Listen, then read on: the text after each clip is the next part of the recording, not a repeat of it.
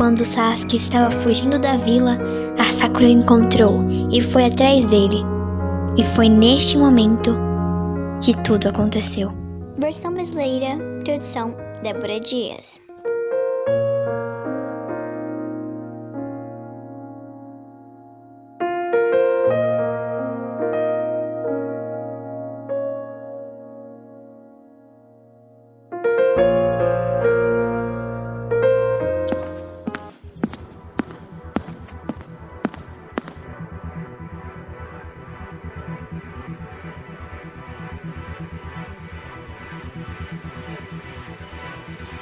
Shizune!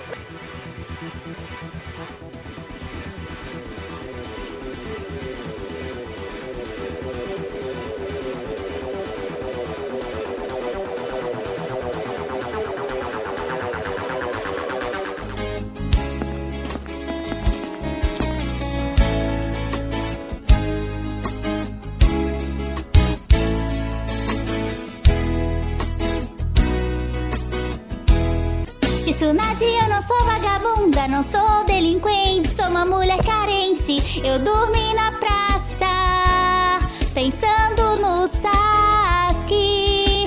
Tsunade, seja minha amiga, me bata, me prenda, faça tudo comigo, mas não me deixe ficar.